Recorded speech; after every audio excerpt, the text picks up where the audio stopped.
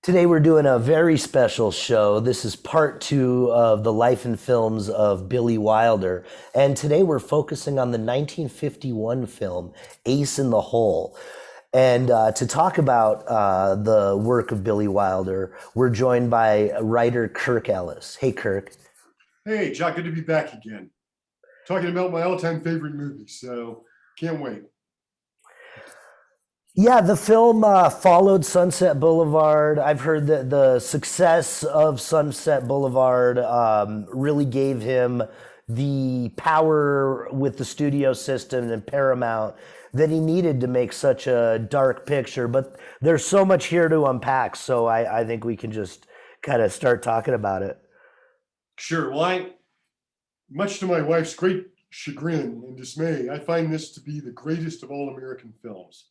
In many ways, the most representative American film about American media and about Americans and our capacity for endless self deception, thinking that we're doing good when we're actually doing quite the reverse. I mean, I've introduced this film in a number of venues, and I always introduce it the same way: is that no matter how prepared you are for Billy Wilder's cynicism, nothing can prepare you for the sheer level of misanthropy in Ace in the Hole. The movie isn't just cynical; it's corrosive. The characters aren't just toxic; they're radioactive. And if you're looking for some redeeming feature to the story or the characters, look elsewhere. Go to Disney. Go find something on Disney Plus, because that's not to be had here. Wilder had tremendous creative cachet after the success of Sunset Boulevard, and he wanted to spend that cachet, that honeymoon period with studio, on something that was really worthwhile. And he didn't know what it was going to be for a period of time. And he toyed around with a couple of ideas, and a writer on the lot, Lester Cole, asked him if he'd heard the story of this from the 1920s, of this child who had fallen down a well. And for almost a week, it was the only thing on the air that people were listening to. People were following this tragedy. They were glued to their radio sets, and it didn't have a happy ending. And so, of course, Walter could tell me more about this incident. And the more he got interested in it, the more he thought, this is my next film. Now, his partnership with Charles Brackett, which had resulted in films like The Lost Weekend and Sunset Boulevard, for which they both won Oscars, had exploded at this point. Why? The sensibilities were just too out of sync. So behind me, you see the poster, by the way. It's the French poster for Ace in the Hole under its re-release title, and I'm sure we'll be talking about that, The Big Carnival. And there are three writers listed on there. There is Wilder, Lester Samuels, and Walter Newman. Now, Walter Newman was one of the principal collaborators on this script, and Newman came to have a long and storied career as a screenwriter, writing things like Man with the Golden Arm and Cat Ballou many years later. But he also cut his teeth with Wilder. So they all together concocted this story of a down and out newspaper man by the name of Chuck Tatum, played by in the film by Kirk Douglas. Who is Wasn't Wilder kind of sued? There's another story about that, about an existing property that he didn't really have much knowledge of.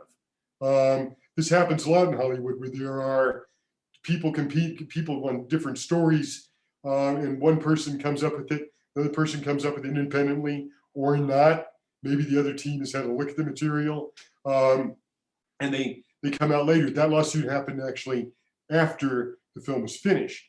Mm-hmm. But the story is about this down on his luck newspaper man who can't get a job on the East Coast. So where does he come? Albuquerque. And he offers himself up to the first newspaper office he can find, played by the editor's played by this wonderful character actor, Porter Hall, who's wearing suspenders, check shirt, and he says, name is Boot, and he said, Mr. Boot, how'd you like to have yourself $1,000 paper man, newspaper man for $200? And this is just a sort of pitch. And he's only put on human interest stories, which he hates. And a year goes by and he's wasting away in Albuquerque without a story. And then on his way to cover a rattlesnake hunt in Gallup, on the way, he discovers there's been a cave-in at a Pueblo ruin. And the owner of a small roadside stand who's been pot hunting has been trapped. He's like, oh, goody, I think I've got one. And over the course of this remarkably dark film that starts off jaunty and goes into existential territory before it's over, he keeps this guy trapped for a week so that he can own the story long enough to resuscitate his career, which he almost does, but to the great detriment of literally everybody around him. And that's the story. And Wilder saw it even then as a story of what the media had become. It had become a nest of vipers who were looking to enrich themselves at the expense of everybody around them. Needless to say, the movie, when it was finally released in 1951, was not well received by the press, who saw it as a deliberate attack on their profession, which is exactly how Wilder intended it. There's a remarkable scene in it where a camera crew comes out with one of those, we're all old enough to remember this, those great big bulky TV cameras with the 3 lenses that you dialed into, huge. And they come out to interview people.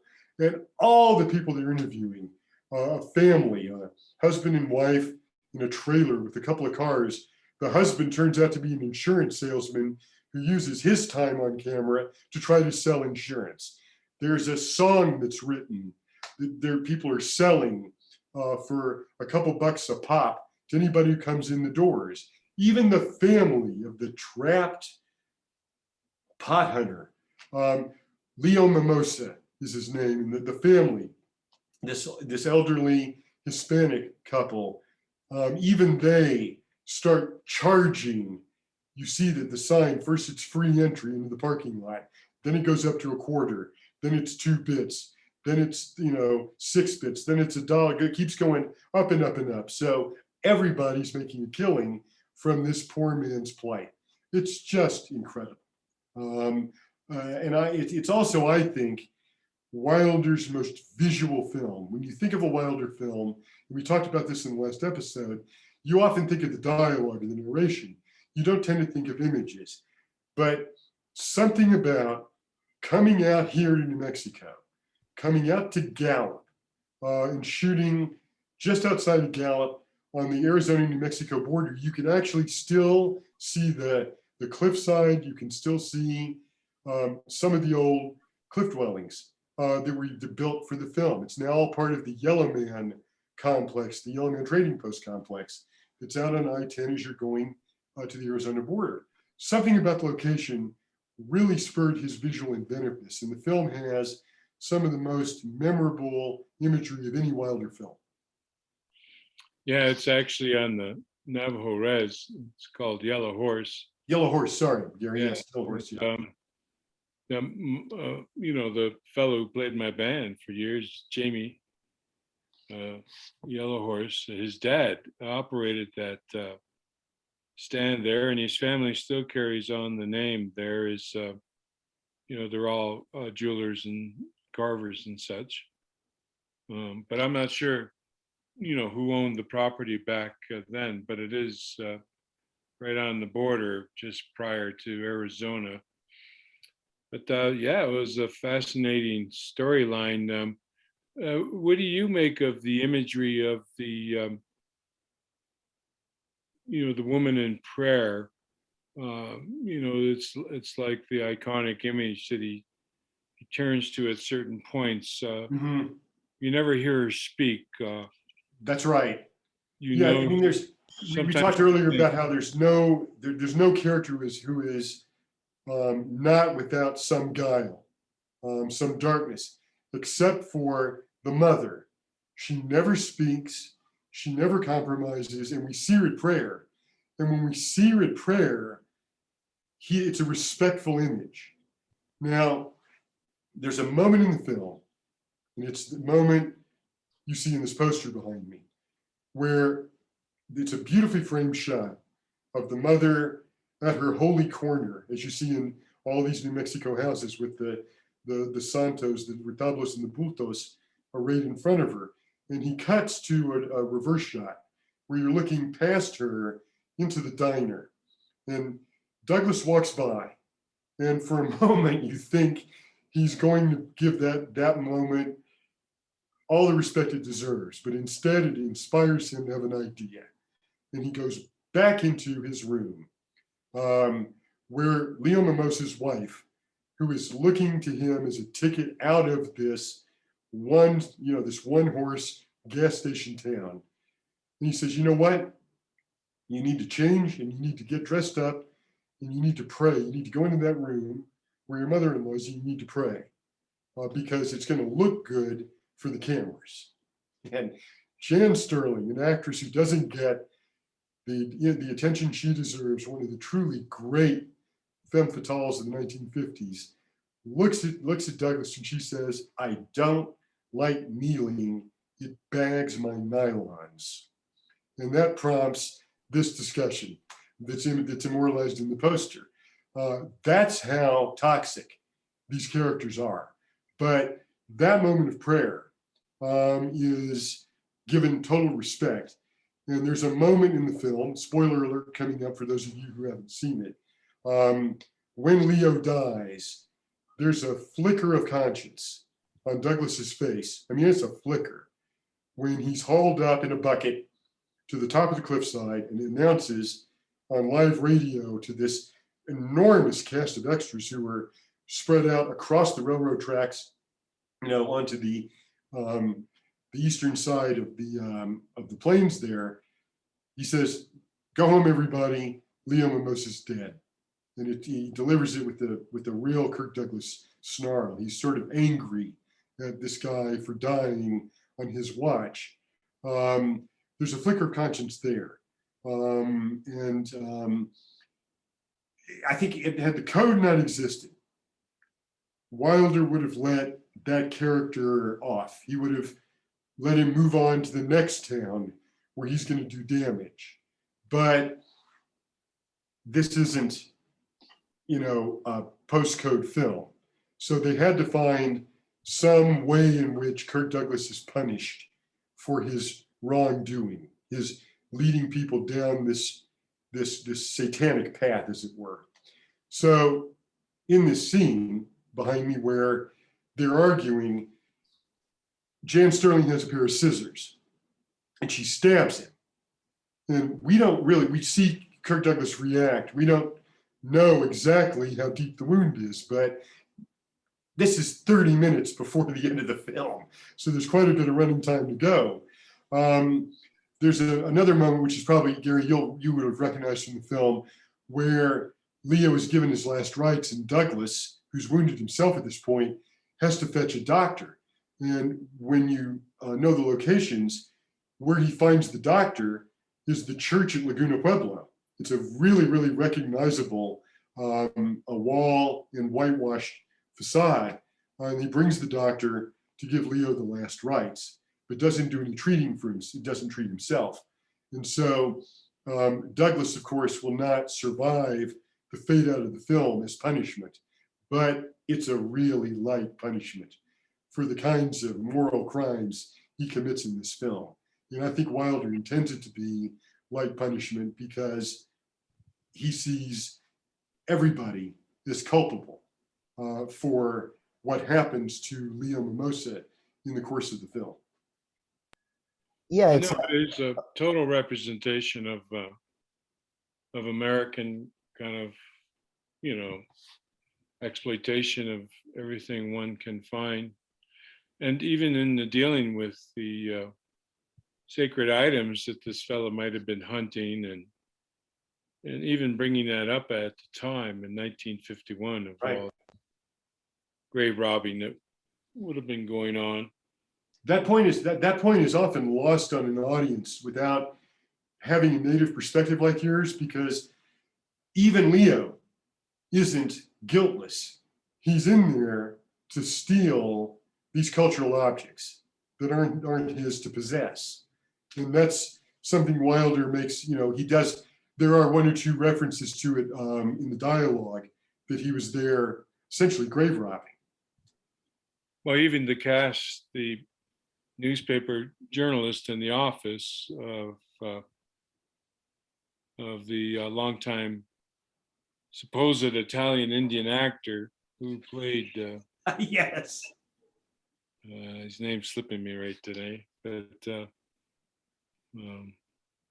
Yeah, it's a remarkably modern film. I don't think it's aged a nanosecond since it came out. And we should point out, it was a total flop when it came out. It was the first Wilder film to bomb in a serious way.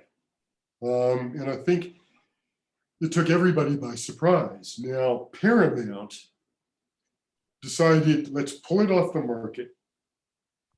Let's sit on it. Let's re-release it a few months later and call it The Big Carnival. So, why call it that? Well, marketing departments aren't smart, but there was a moment in the movie where they erect this giant press tent for all the visiting journalists that Chuck Tatum, Douglas's character, is keeping away from the disaster site itself. And then, in a wonderful visual moment, after Douglas tells them all to leave, there's a shot of the tent just sort of collapsing on itself. So I think the marketing gurus, the Paramount, went, oh, carnival, circus tent, the big circus. No, not circus movie. Not circus movie. The Big Carnival. Hey, how about that? Let's call it The Big Carnival. It'll sound like it's a fun picture, and we'll release it. And guess what happened? They released it as The Big Carnival, and it flopped again. And from that point on, Wilder had to be careful in how he picked his projects, because it became a bit of one for the studio, one for me. So you could do Some Like It Hot and a 7-Year Itch, and you could balance that with your more personal projects. Up until Ace in the Hole / The Big Carnival, he didn't have to worry about that, because he was just one hit after another, one Oscar nominee after another.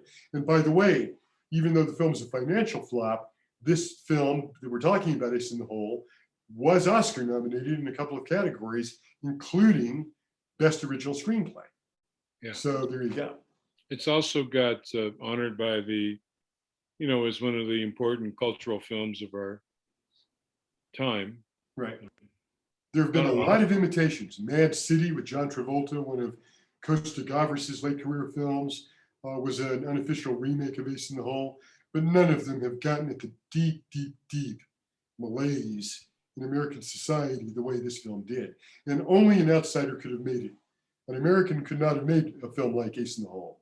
Same way an outsider to the American film industry couldn't have made Sunset Boulevard. He needed that outsider's view. But again, important to remember that Wilder always worked with collaborators. He knew what he wanted. He didn't always know how to say it in the best English possible.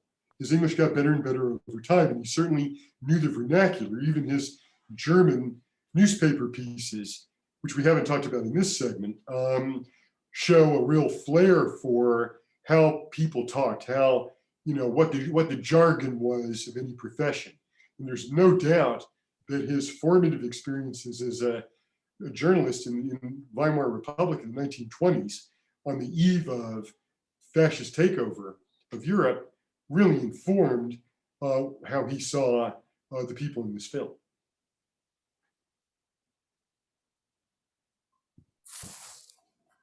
So maybe we should now, at this point, compare it a bit to the news media nowadays. And how that big carnival, the big media circus, is so often recreated in cable news or local news or the papers. So remember, Wilder is doing this in 1951 when there are 3 networks on television, 3 radio stations, really, and then local. I think the station that comes out, the local station, the station that comes out with the TV cameras in the film is KHJ television, which still exists in some form here in New Mexico. So this is before that. Now we've got the 24-hour news cycle. Has anything really changed? Taking something out of this week that we're talking about here at the end of July 2021. If you listen to CNN, the only news worth reporting is people not getting vaccinated. It's the pandemic.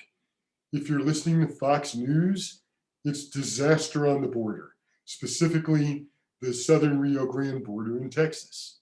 If you're listening to MSNBC, it's going to be something dealing with whatever's going on in the Capitol that day.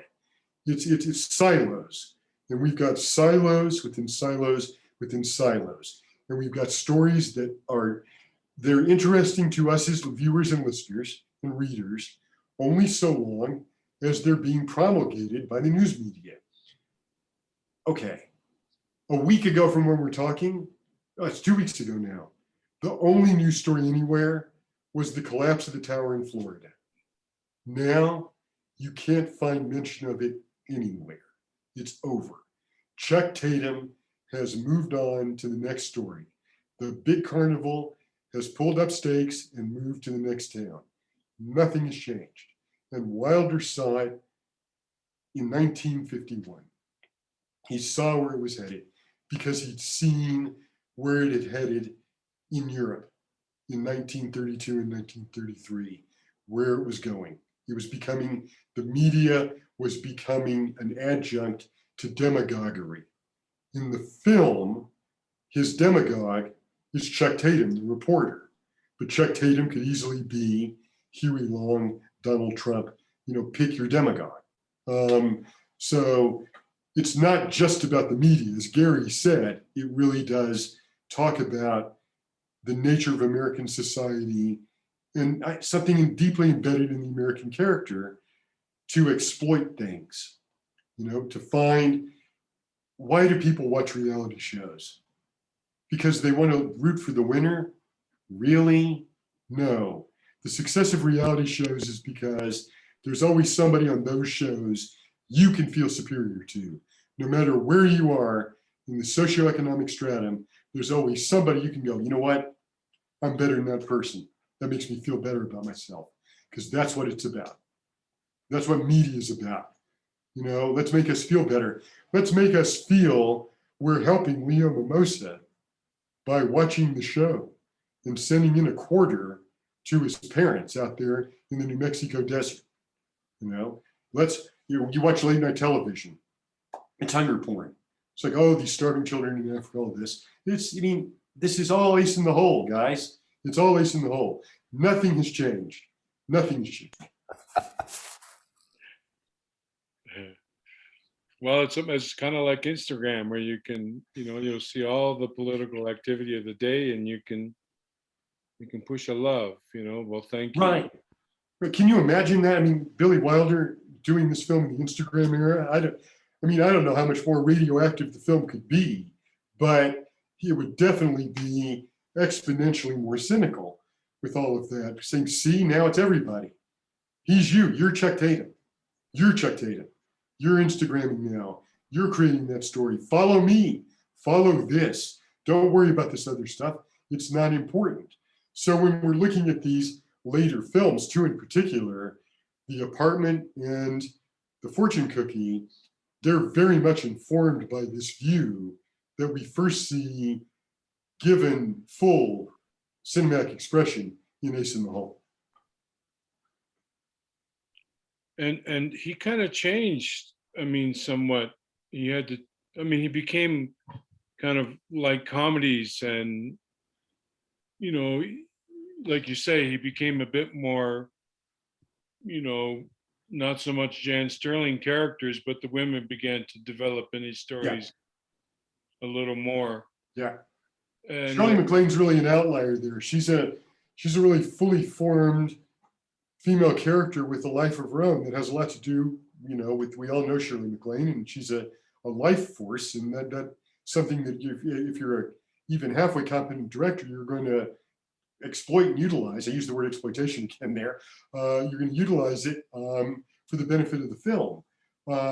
But it's still part of this worldview that everybody in the film is being used by somebody else. And Fred McMurray's character, the ultimate user in the film, is being used by he's a product of corporate American society, or corporate society in general, that personless, unscrupulous business ethic that says it's all about the bottom line, it's not about individuals. I'm glad you brought up the apartment, because this is a little anecdote I didn't get to tell during our last show. But the film was lauded by Soviet bloc critics as an indictment of the American system and a story that could only have happened in a capitalistic city like New York. At a dinner honoring him in East Berlin, Billy Wilder said the movie, quote, could happen anywhere, in Hong Kong, Tokyo, Rome, Paris, London, end quote. When Wilder said the one place it could not have happened was Moscow, the East Germans broke into thunderous applause and cheers. When the ovation died down, Wilder continued, the reason this picture could not have taken place in Moscow is that in Moscow, nobody has his own apartment. And that remark was met with grim silence. Yeah. But that's a classic Wilder approach. Really talk about the universality of something, get the audience on your side, and then hit him with that punchline. That's the way he always operated. That's the way all the films were. The other film that we haven't talked about in this session, or the last one, from around this period too, comes after The Apartment, is 1, 2, 3, Jimmy Cagney's last starring role. He'll do a supporting role in Milos Forman's Ragtime many years later, but 1, 2, 3 was Cagney's swan song. He and Wilder had not worked together, and it's a story of a Coca-Cola executive who goes over to East Berlin to try to promote the product. And it's another incredibly fast-paced dialogue, mile a minute, cynical observation where Wilder shows in that film exactly what you talked about in that anecdote, that this story could happen anywhere, because he sets it, on both sides of the Brandenburg Gate. And it's another powerhouse film and performance. Now, one thing I think we should maybe touch on before we go about Ace in the Hole is the New Mexico aspect of it. Not just that it was shot here, but it takes place here, and a lot of the characters are just trying to get out of this podunk New Mexico town. And when Kirk Douglas shows up. So that was a fair, faux pas. So, yeah. Shows up, a real newspaper man in this one-horse town. There's a lot of that there, which I think if you live in modern New Mexico, you can find a new kind of humor in that. Right. Well, I think that a lot of the same thing happened to Wilder when he came out here to scout.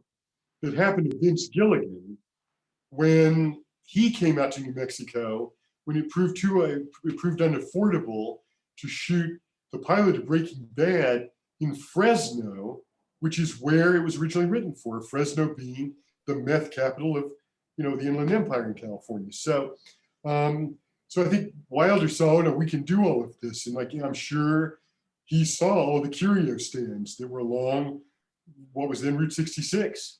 Because remember, in the film, you see the Santa Fe Limited pull up to the tracks, stop, all these people, disgorge from the cars. They walk across Route 66 and onto the site of the ruins. Something you couldn't do today because you've got I-25 or I-40 there. I-40 actually closer to the location now than Route 66 was. It's But, actually right. yeah, because they do walk a big distance in the film. It's a big sweeping crane shot, one of the great single shots in Wilder's catalog. But so I think he was really energized by this. And when you go to the El Rancho Hotel in Gallup, on the second floor lobby, where they have all the photographs of all the films that were shot there, whether it was Sea of Grass or any of the countless westerns, there's a number of shots from Ace in the Hole, and that was where they were based. They were the crew, the above the line crew was based at the El Rancho. And they probably ate at the same restaurant tourists and travelers eat at today, downstairs next to the Ortega shop. So so I think because he could have made the film anywhere, he could have shot it anywhere.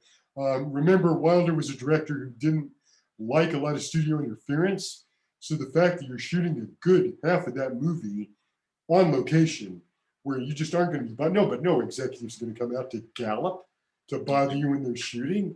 Where's the Four Seasons Hotel? I'm not coming there. So so he had a lot of independence. And I think that's one of the reasons the film is as dark as it is, because there really wasn't anybody looking over his shoulder for a good chunk of the filming.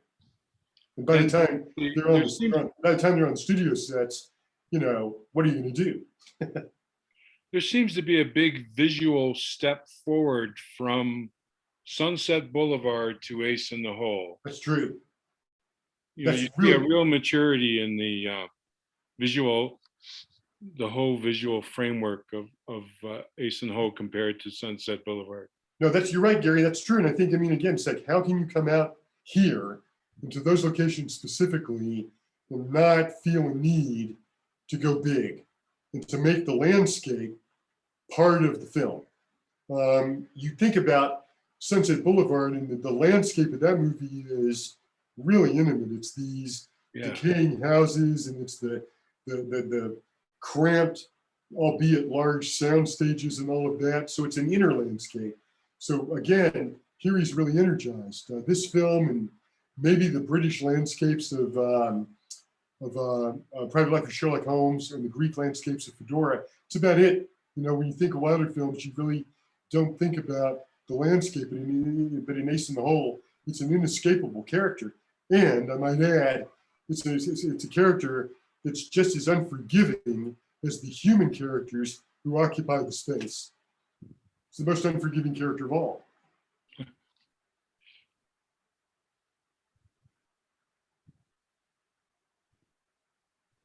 I remember specifically, I guess, the Reagan administration, Ronald Reagan, when he became president, how he really kind of killed, non-commercial radio in the U.S. and really kind of monopolized and allowed the biggest broadcasters at the time to buy up all the small ones and just kind of monopolize the whole Freedom of Information Act that we once, as time has gone on, we haven't necessarily fought for those freedoms that now seems to have corrupted the media. Well, deregulation was the beginning of the end for free expression. You would think the opposite, because when you're deregulating, doesn't that make it to be people have more opportunity? No, it just means those people can agglomerate more and more of the existing media, whether it's bandwidth or broadband or commercial radio. And now we have fewer options. All your local stations are Sinclair Broadcasting or some other giant, megalith. So it's become a real problem with creative expression. And again, Wilder was seeing this, like, hey, here's a reporter who's monopolizing this whole story. That's what it's about. Well, that's a show, you guys. Is there anything you'd like to say before we go? And after that, Gary, you could sign us out for next week if you want. Sign us out for now. Oh, you mean in terms of Bell? Yeah, just to say that Bell's joining us next week. Oh, okay, sure. No, I'm good. It's been a great discussion, guys. Always a pleasure. So, yeah, that was so much fun, and maybe we can go even deeper into a specific Wilder film in a future episode, or Pick another director. We'll do or it. pick another. So, Yeah. do you want to Let's, sign us? you know what? Bertolucci. Let's do. Here's what I do. I'll lose half my writer friends on Facebook, but let's deconstruct The Searchers. Okay, why it's anything Yeah. but the greatest film ever made. So yeah, so, yeah. Or the Think about it. Outsiders. We could deconstruct the Outsiders. That's good too. That's good too. Yeah. Yeah. So you guys have fun. I've got to actually go over to the Santa Fe art auctions and moderate a panel on collecting Spanish folk art. So I'll see you later. Okay? Thanks, Kirk. You bet, guys. Cheers. Okay. Yeah, and stay tuned to next week when we'll have the Progressive Artists Agency out of Los Angeles agent Bells Wordling, who happens to have represented me for the last 35 years. So please join us next week for Bells Wordling.